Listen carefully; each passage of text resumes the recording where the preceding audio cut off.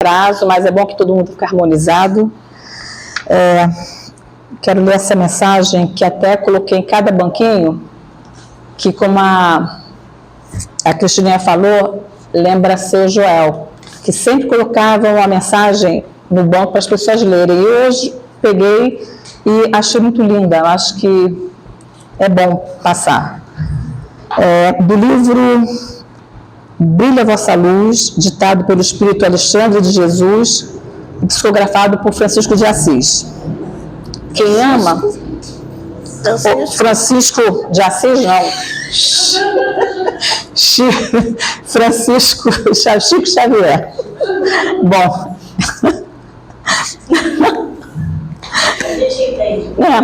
São dois Chicos especiais. Quem ama, nada exige. Perdoa sem traçar condições, sabe sacrificar-se pela felicidade alheia, renuncia com alegria ao que mais deseja, não espera reconhecimento, serve sem cansaço, apaga-se para que os outros brilhem, silencia as aflições, ocultando as próprias lágrimas, retribui o mal com o bem, é sempre o mesmo em qualquer situação, vive para ser útil aos semelhantes, agradece a luz que leva sobre os ombros, fala esclarecendo e ouve compreendendo, crê na verdade e procura ser justo. Quem ama, qual o samaritano anônimo da parábola do mestre, levanta os caídos da estrada, balsamiza-lhe as chagas, abraça-os fraternalmente e segue adiante. Que neste momento nós possamos realmente guardar dentro de nós o que é amar ao próximo. Amar ao próximo sem nada exigir, como fez muitos daqueles que nós acreditamos que são aqueles que vieram abrir espaço através do amor, um deles, Chico Xavier e Francisco de Assis, e que possamos, nesse momento, pedir que nossa irmã seja iluminada com as melhores vibrações para passar todo esse amor que nós temos que realmente guardar dentro de nós. E que a paz do Mestre esteja com todos nós nesse momento, que essa espiritualidade que nos cerca possa colocar dentro do coração de cada um aquela luzinha que desperte nessa palestra. Graças a Deus. Bom dia a todos. Falar de Francisco é coisas que a gente não pode recusar. Principalmente na casa de Francisco de Assis. Eu lembro que, embora eu tenha nascido numa família espírita, durante uma época da minha vida eu resolvi abandonar o espiritismo. Não queria saber mais. A minha prioridade era o meu trabalho, era o meu estudo, era a minha vida. Gostava de sair, de estar nas festas, gostava de estar reunido com os amigos. Então, aquilo deixei para lá. Até que certa vez, devido à dor, não minha, mas de um amigo, eu morava quase que em frente a uma casa espírita que eu estou até hoje. E eu fui convidada a ir, minha mãe frequentava, minha irmã frequentava, porque eles precisavam de uma pessoa que não fosse conhecida da casa. Porque eles iam fazer uma pequena encenação numa reunião pública e precisariam de alguém que ninguém conhecesse. Aí me convidaram. Vamos lá fazer um teatro. E eu, que sempre adorei as artes, sempre fiz parte desde pequena nas escolas, dos grupos de teatro, resolvi ir. Subi as escadas, cheguei, fiz a minha parte e acabei não saindo mais de lá. Isso em 1988. E ao longo do tempo comecei a frequentar aquela reunião e aí o vice-presidente da casa, que era o responsável pela parte doutrinária, nos convidou um grupo para formarmos mais um estudo sistematizado, que seria no sábado, para fazer uma ponte, uma ligação com a juventude, que era no sábado. E ele começou a nos preparar. Mas o interessante é que no dia que ele nos fez esse convite, as pessoas que receberam esse convite, todas elas trabalhavam na reunião pública de sexta-feira, à noite. E quando acabou a reunião, ele virou e falou assim: não vão embora, fiquem aqui. Era só nós, as 7 pessoas que foram chamadas para coordenar o EJE. Aliás, eram 5, os outros 2 chegaram depois. E quando ele falou assim, porque tem um espírito aqui, ele quer se comunicar. E esperamos as pessoas irem embora, né? Fechamos a porta. E quando ele começou a psicografar, começou a chover, torrência, sabe aquelas pancadas de chuva que dão? Começou. Quando a chuva começou lá fora, a chuva começou em mim também, porque eu comecei a chorar e não conseguia controlar o choro. E ele escrevia. Quando ele acabou de ditar, né, assinar o nome do Espírito, a chuva parou e as minhas lágrimas também, como se tivesse fechado a torneira.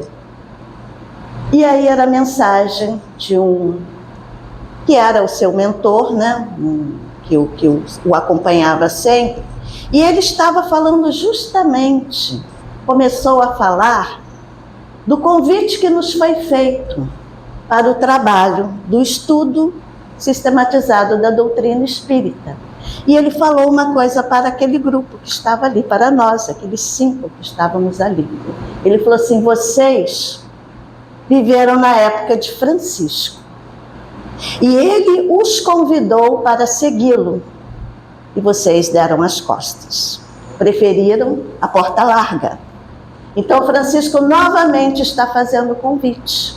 E espera que aceite. Não precisa dizer que todos aceitaram. E alguns já partiram, né? Continuam o trabalho na outra fase, mas continuamos nesse trabalho. Nunca mais eu recusei um trabalho para não mais virar as costas a Francisco de Assis. Não preciso nem dizer que o nome do patrono desse grupo de estudo era Francisco de Assis. E foi muito assim difícil a gente saber que esteve ao lado dele e não quis segui-lo. Mas pelas maturidades e imaturidades do espírito. E aí falar de Francisco. Falar de Francisco é mais difícil do que falar de Jesus. Porque falar de Jesus, nós temos a desculpa de ainda não conseguirmos ser como ele, porque ele é o governador do planeta. Ele é o espírito mais evoluído que esteve aqui.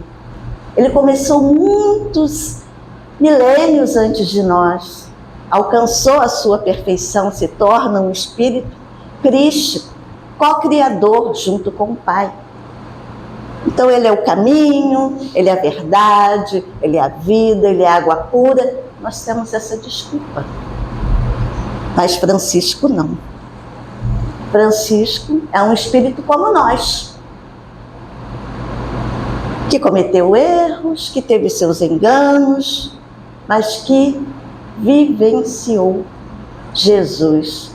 Nos mostrou que o Evangelho não é uma utopia, porque Francisco vivenciou o Evangelho de Jesus. Francisco nasceu numa família abastada, todo mundo já sabe a biografia de Francisco, né? Nasceu lá em Assis, dia 26 de setembro de 1182. Deixa eu ver aqui, porque às vezes a memória falha. 1182. E o interessante, pai italiano, mãe de origem francesa, e o pai era muito ligado aos franceses, fazia muito comércio, ele era um rico comerciante. E o pai estava viajando, estava na França, no momento em que chegou o momento do nascimento de Francisco. E diz que foi um parto muito difícil. O tempo se passava, as horas passavam, e Dona Pica não conseguia trazer aquela criança ao mundo. Ela era muito devota a Maria, a João, então ela orava naquelas imagens pedindo ajuda que a criança nascesse. E passava-se as horas, o tempo e nada de Francisco nascer. Até que um certo momento batem na porta e um dos criados vão lá e era um mendigo que dizia o seguinte: fale para a senhora que essa criança só irá nascer quando ela for para a estrebaria da casa. Enquanto ela estiver no seu quarto, essa criança não irá nascer. O servo, então, passou aquele comunicado e ela, como orava, né? A Maria pedindo ajuda, João pedindo ajuda, entende aquilo como um sinal e pede para ser levada até a estrebaria da casa. E lá nasce Giovanni Bernardoni, que é o nome que ela deu em homenagem a João. Quando o pai retorna da França, ao saber, muda o seu nome para Francesco, que é o pequeno francês, já que ele tanto adorava os franceses. Então Francisco foi aquela criança que cresceu cercado por todas as regalias, filho único, mimado, tudo que ele queria o pai lhe dava, treinando desde jovem para seguir com a profissão da família, o comércio dos tecidos caros. E assim nasceu Francisco, cresceu Francisco. Viveu naquela cidade, cercado pelos amigos também, de condições financeiras boas. Alguns biógrafos dizem que ele era um jovem franzino, não muito bonito, mas que ele conseguia cativar as pessoas com a sua alegria, com o seu entusiasmo, com a sua bondade, porque ele era uma pessoa de bom coração, mas ligado às coisas mundanas da vida, gostava de festas. Certa vez ele foi denominado rei dos banquetes. Por quê? Era ele que bancava, com o dinheiro dos pais, aquelas festas que se davam pelas ruas, onde eles se embriagavam com os vinhos, muitas vezes tendo que ser levado até em casa por não encontrar o caminho, de tão bêbado que estava. Vivia nessa vida, tranquila, sendo admirado pelos amigos, porque pediam dinheiro emprestado a Francisco, e Francisco emprestava e esquecia a quem havia emprestado e até que havia emprestado. Por isso ele era bem querido entre os seus companheiros.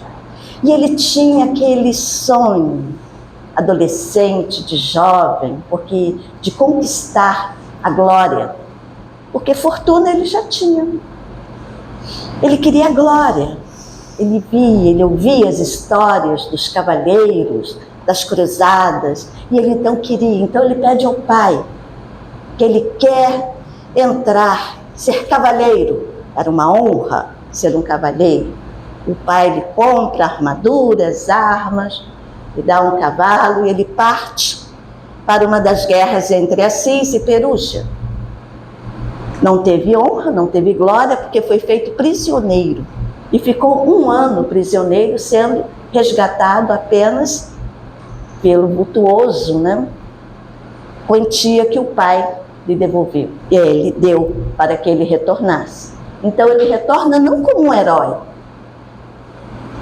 mas retorna como um prisioneiro vencido, doente, contraiu malária, ficou muito tempo em tratamento entre a vida e a morte, e quando retorna a sua força física, novamente ele quer continuar com aquele sonho de ser um cavaleiro, e agora ele quer ir para as cruzadas.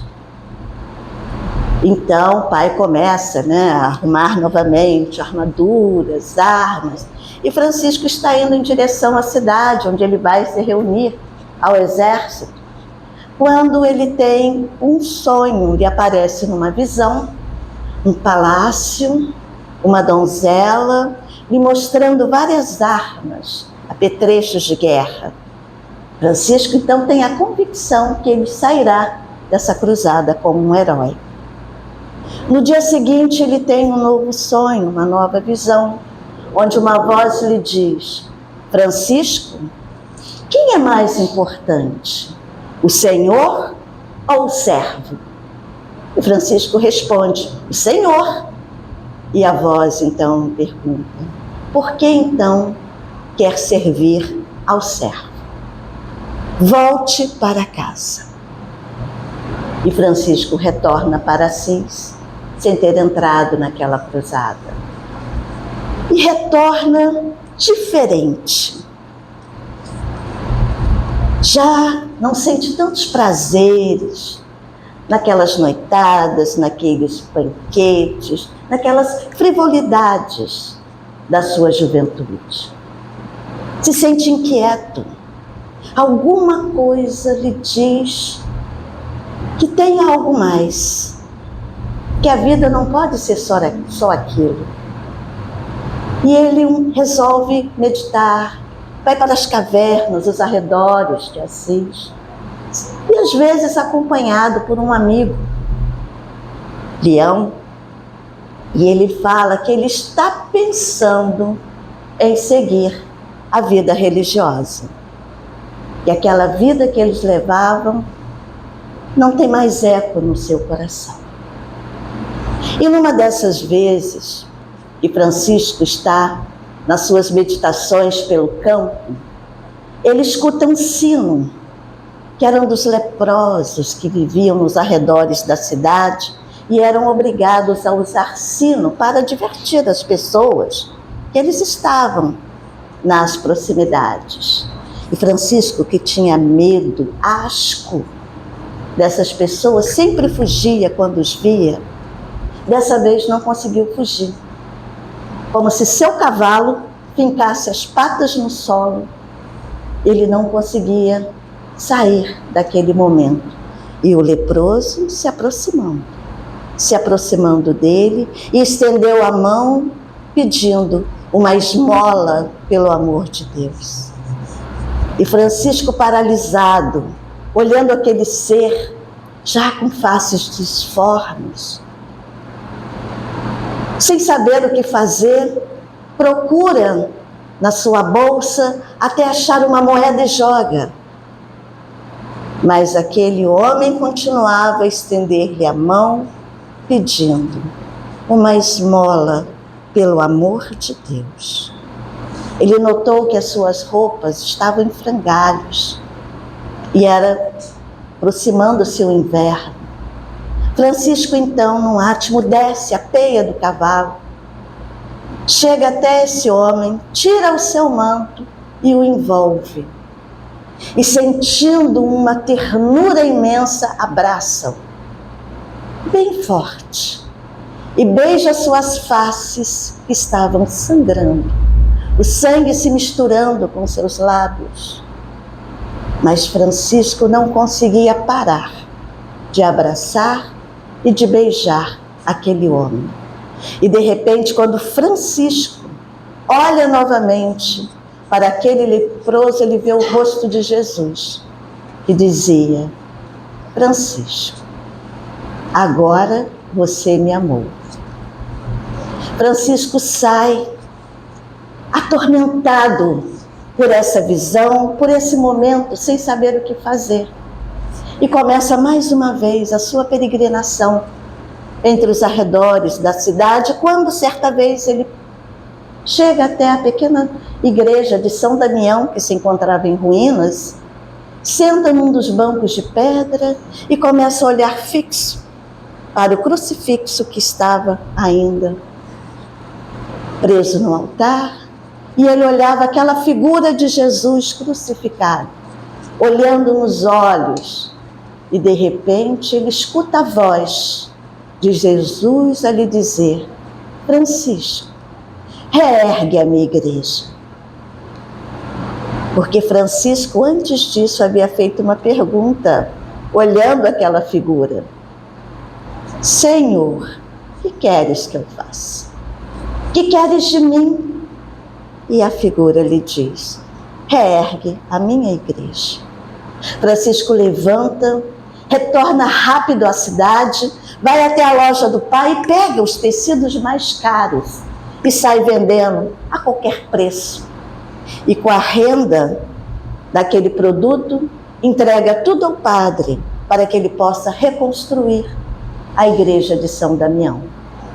Ao saber dessa decisão do filho, o pai, que nunca se importou de Francisco desperdiçar o dinheiro que ele lhe dava como mesada em banquetes, em festas, nas tentativas das conquistas como cavalheiro, se importou de Francisco ter pego dinheiro, convertido aquele dinheiro para ajudar a reconstrução de uma igreja. E levou Francisco quase que arrastado até o bispo, para que o bispo pudesse decidir. Lembrando que uma época em que a igreja é que dominava praticamente, e pequenas questões eram decididas pelo bispo. E ao falar, Francisco então tem aquela linda cena dele renunciar a tudo, a devolver até as roupas que vestia para o seu pai, ficando nu e dizendo que ele quer servir agora a Jesus. Pegam um manto, a veste de um mendigo, o cobrem e Francisco sai, agora perambulando, e novamente ouvia a voz de Jesus dizendo: reerga a minha igreja. E aí Francisco entendeu que a igreja que Jesus estava falando não eram os templos de pedra, mas a comunhão das pessoas que eram tão afastadas do seu verdadeiro ensino, dos seus momentos aqui na Terra. E é lindo que Francisco começa a convidar amigos. O primeiro a aceitar é Leão, que se torna seu fiel companheiro até o fim, Frei Leão. Começa daqueles amigos que viviam com ele, alguns aceitam, outros preferem a porta larga, não querem abandonar a vida fácil, tranquila. E Francisco começa então a vivenciar o Evangelho. O que era o Evangelho? O que era Jesus? O que Jesus fazia na sua época? Construiu alguma igreja? Aonde Jesus falava? Era nas estradas? Era nos montes? Era nos barcos? Andava de cidade em cidade. Não se contentava em ficar apenas num local. Podia ir para Jerusalém e pregar no templo? Não. Jesus queria estar com os doentes, com os pecadores, com os chamados pessoas de má vida. Jesus transforma em Francisco, para que ele reviva aquele tempo. É feito com Francisco, que é feito com muitas pessoas que conheceram Jesus e transformaram a sua vida, como no seu primeiro chamado milagre, da transformação da água para o vinho. Francisco foi transformado, como muitos outros foram, naquele vinho puro, no vinho saboroso que traz a mensagem. E era isso que Francisco fazia. Caminhava pelas cidades, vivia de esmolas, vivia do que ganhava, e ajudando principalmente aqueles menos favorecidos, os pobres, os doentes, os leprosos. Agora, essa era a grande família de Francisco. Francisco que, num novo sonho, falando que ele deveria novamente reerguer a igreja, entende que tem que ir a Roma pedir a bênção do Papa, pedir autorização para que pudesse a ordem ser criada. E todos sabem da história, que a princípio não deixam que ele entre. Era um bando de esfarrapados. Até que o Papa Inocêncio tem a visão de ver a basílica ruindo e apenas um homem erguendo-a com seus braços. E ele entende que aquele homem era Francisco. E pede para chamá-lo e lhe dá autorização para que pudessem seguir, não para formar uma ordem religiosa, mas um grupo de frades menores. E eles começam nessa vivência de converter as pessoas para o Evangelho de Jesus, o verdadeiro Evangelho. Essa boa nova que traz a libertação, que traz a visão de que somos irmãos, somos todos, fazemos todos parte dessa natureza, dessa mãe terra. E era assim que Francisco vivia, nessa comunhão com a natureza, com o bem. E Francisco continua nessa vida. Por que ele é chamado de Irmão Sol? Por que nós o conhecemos com esse nome? Porque ele faz um cântico. E nesse cântico ele exalta o céu, as estrelas, o sol, a lua, a terra. E passa a ser chamado de Irmão Sol. Assim como Clara, uma daquelas jovens também, de uma família abastada, que tem essa vocação, segue Francisco, ela passa a ser chamada de Irmã Lua. E Francisco, peculiarmente, ele fala com animais, os animais o entendem. As aves do céu pousam para ouvir a sua conversa. Ele ia de cidade a cidade, procurando sempre que pediam a sua ajuda. Numa dessas, a cidade de Gúbio estava sendo assolada por um lobo. Era um lobo que foi afastado da sua matilha por já estar velho, não conseguir caçar, então foi abandonado para morrer. E ele descobre que naquela cidade, pela estrada, passavam os rebanhos, passavam velhos, passavam crianças que eram presas fáceis para ele.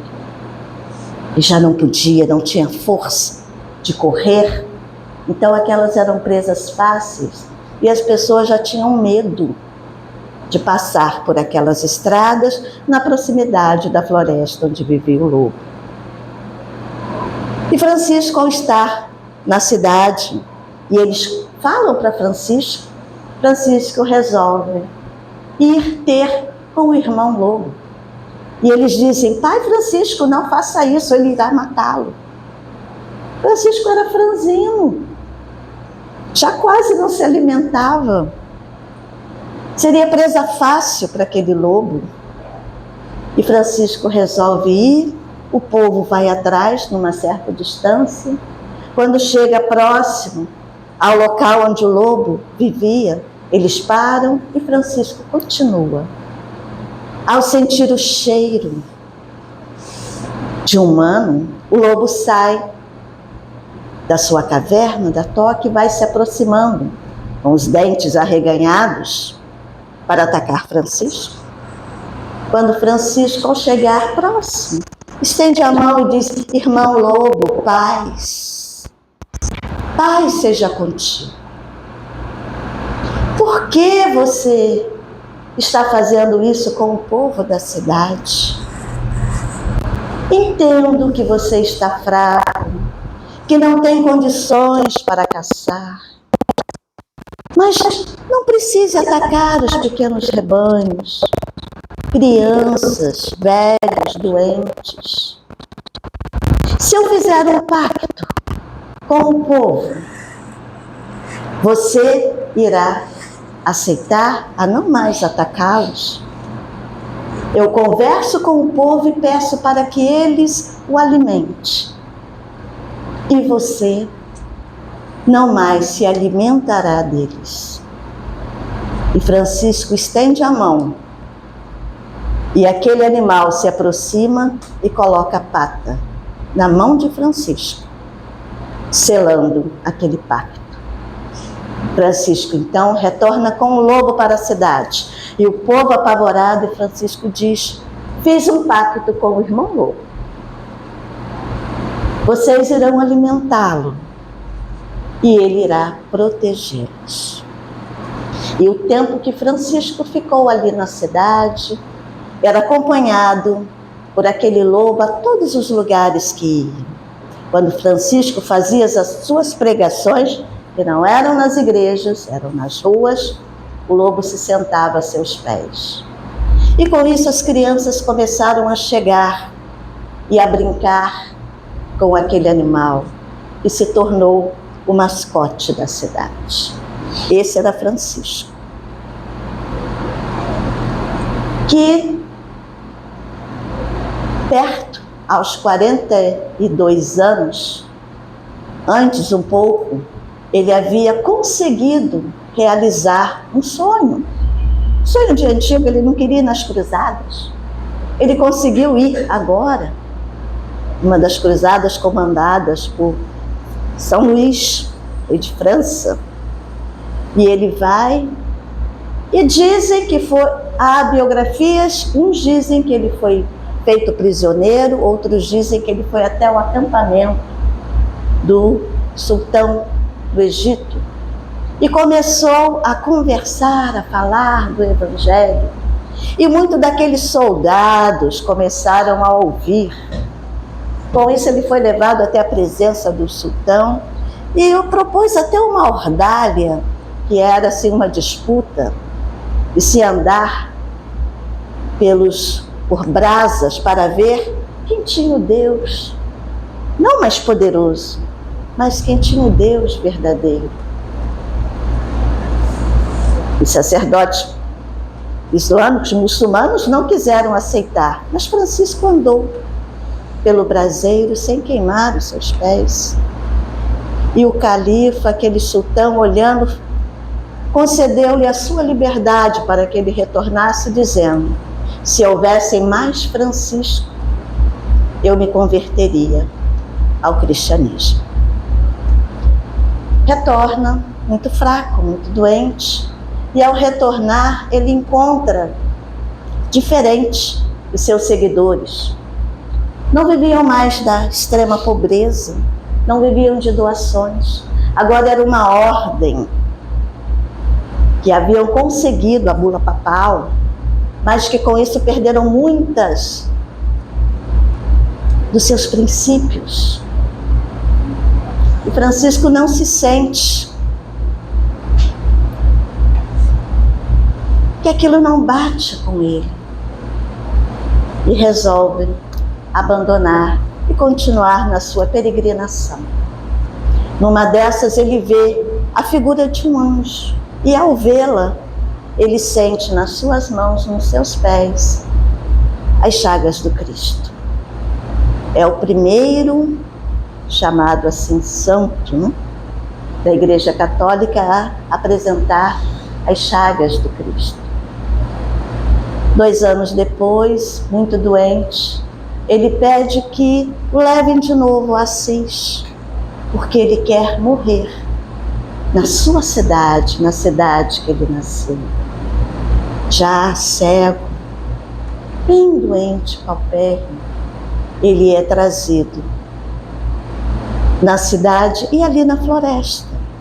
Francisco entrega o seu corpo de volta à natureza, de volta à Mãe Terra.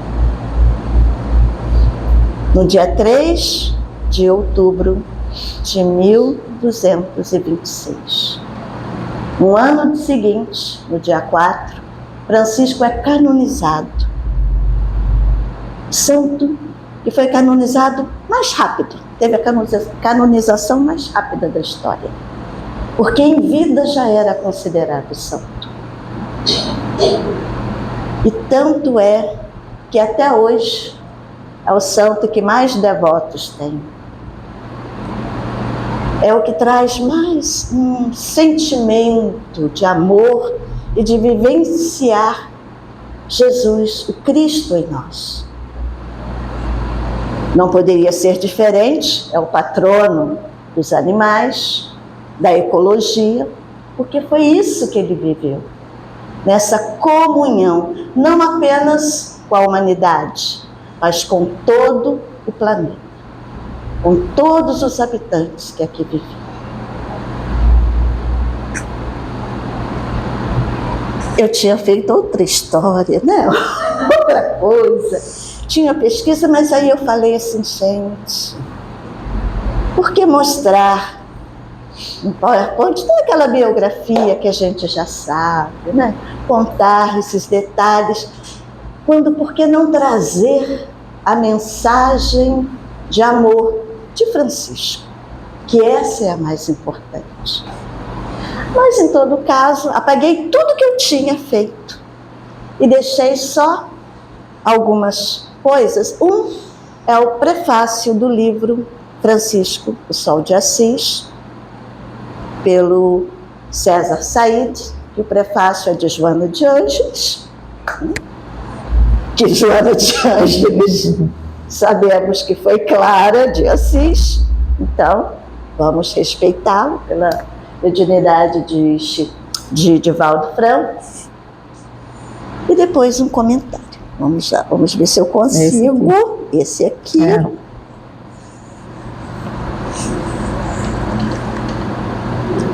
Quem é universitário que vai me ajudar? Olha, eu só estou... Ah, tá. Achei. O prefácio diz o seguinte do livro: a sua luz íntima exterioriza-se e cresce. Peraí, eu não vou ler não, sabe por quê? Eu adoro, a gente tem uma amiga, que a gente tem um grupo de estudos, segundas-feiras, quinzenais, que a gente está acabando, né? Nós começamos com toda a obra de André Luiz, e como nós estamos no livro Sexo e Destino, que é um romance, todo mundo quando lê, dizem que está lendo romance. Então, por favor, leia para nós. Vocês não conhecem essa pessoa. Não. É Vera. Verinha. É a nossa ledora oficial.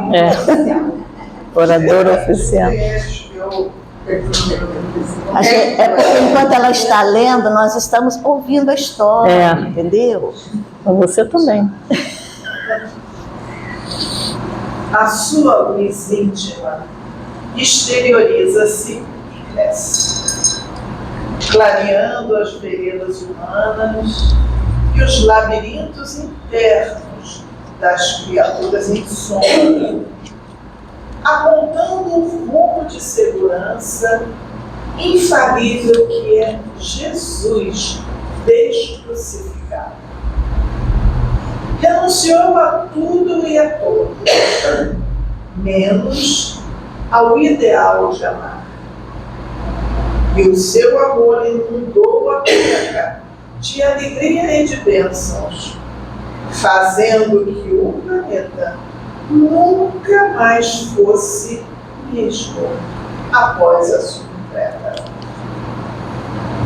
A sua é a história ímpar da total doação de Jesus.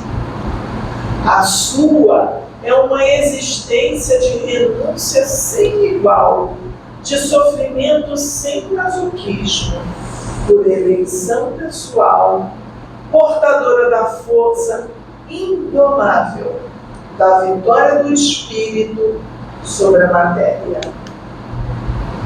Francisco transformou-se no Sol de Assis, que passou a iluminar toda a terra. Depois de Jesus, ninguém que o iguale, e mesmo antes dele. Joana de Ângeles. Mensagem psicografada pelo médium Divaldo Pereira Franco, do novo livro Francisco, o Sol de Assis. Olha que linda a imagem do livro, né? É linda. Um dia, o mundo que jazia em sombras profundas recebeu em Assis uma luz imarcessível, em cambiantes tão belos quão desconhecidos.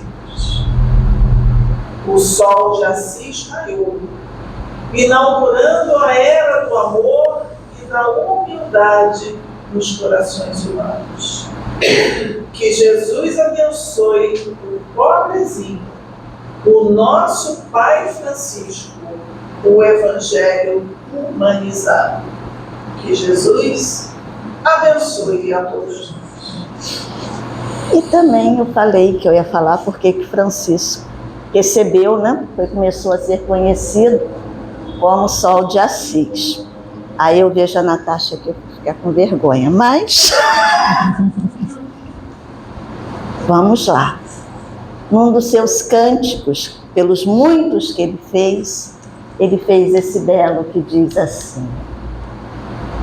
Eu achar, né? Olha que linda a imagem. Doce é sentir em meu coração,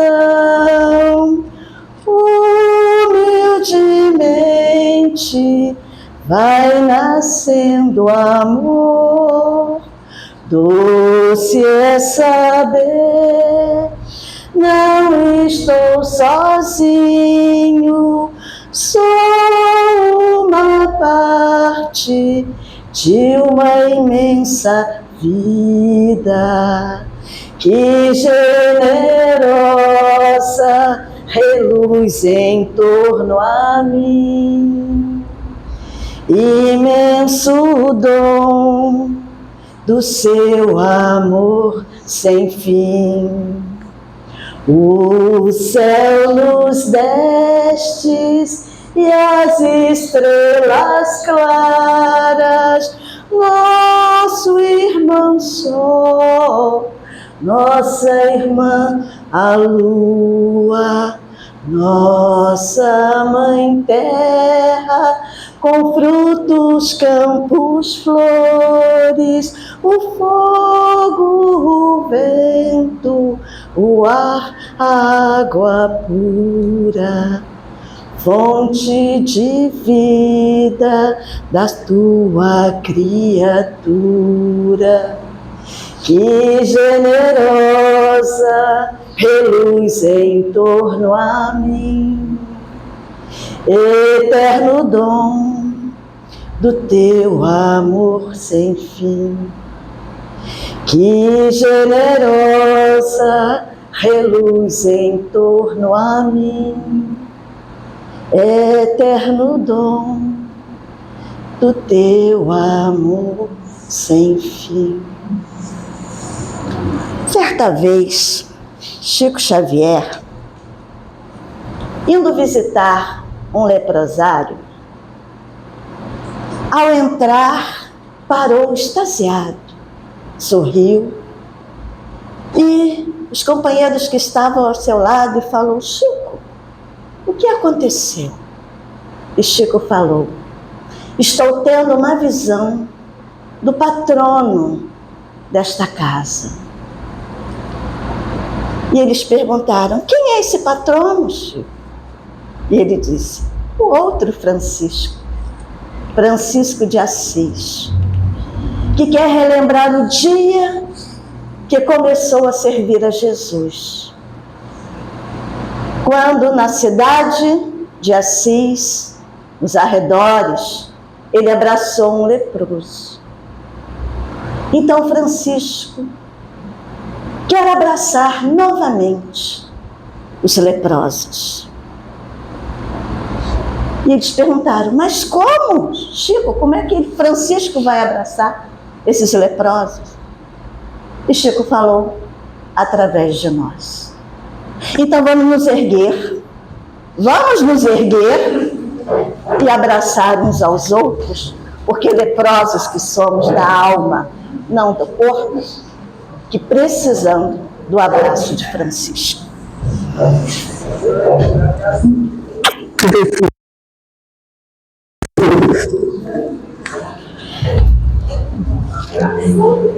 E amiga.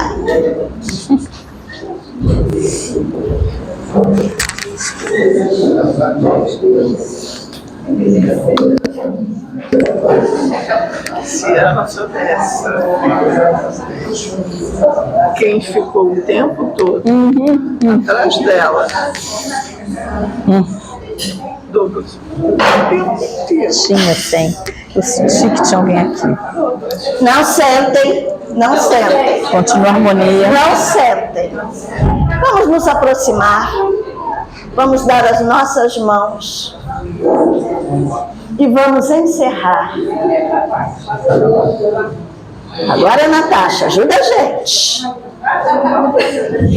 E vamos encerrar com a oração de Francisco. Todos de mãos dadas. Então vamos com essa oração, que embora fosse achada numa igreja, na época da Primeira Guerra, quando foi achada, foi levada, e as pessoas começaram, como era uma mensagem de esperança, de paz, resolveram distribuir aquela mensagem, sem saber quem havia escrito. E ela foi impressa, tendo atrás vários santos. Cada vez colocavam a figura de um santo. E não pegava. Uma das vezes alguém resolveu colocar a figura de Francisco. E lá na espiritualidade ele falou, descobriram que fui eu que ditei. E ela ficou com a oração de Francisco de Assis, porque é muito importante. Como todos sabem, Francisco, que na época de Jesus, viveu o apóstolo João, que sempre dizia que era que era o apóstolo mais amado, que ele queria ser amado por Jesus. E nessa oração ele diz que é melhor amar que ser amado. Ele ainda, como João, quando esteve exilado na ilha de Patmos, onde escreveu o seu evangelho e depois, mais tarde, o Apocalipse, lá naquela ilha havia apenas poucos soldados e a natureza. Então ele falava, ele relembrava os ensinamentos de Jesus, falando para os pássaros, para os peixes. E quando ele é liberto, depois da tentativa de matá-lo, colocando num tacho de azeite fervendo, que ele sai 3 dias depois ileso, o imperador então solta para atocaiá-lo e matá-lo, porque ele convertia os soldados a Jesus. Os soldados desertavam, se tornavam cristãos.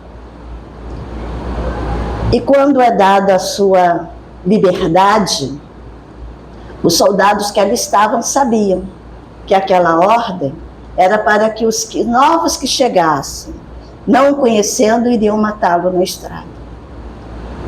E propõe a ele um ardil. Raspam-lhe a cabeça, a barba, dão-lhe a veste de um antigo soldado romano, chamado Francisco. E ele sai de Éfeso com o nome de Francisco.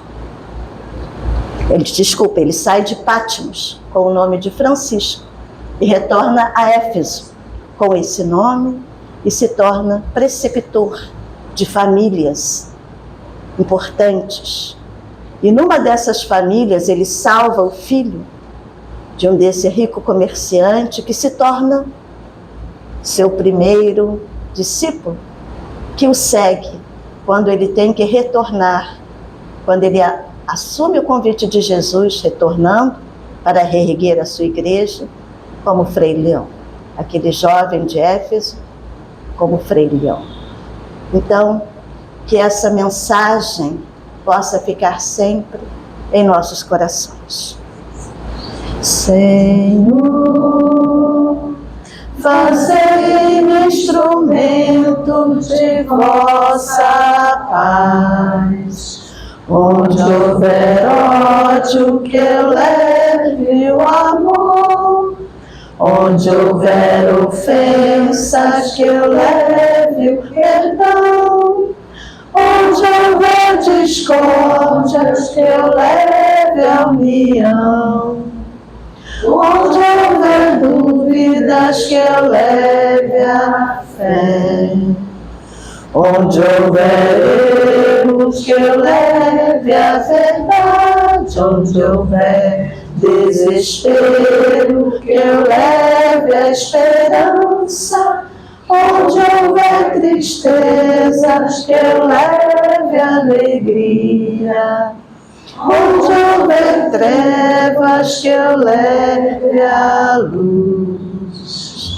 Ó Mestre, fazei que eu procure mais consolar que ser consolado, compreender que ser compreendido, amar que ser amado, pois é dando que se recebe, é perdoando que se é perdoado, e é morrendo que se vive para a vida eterna.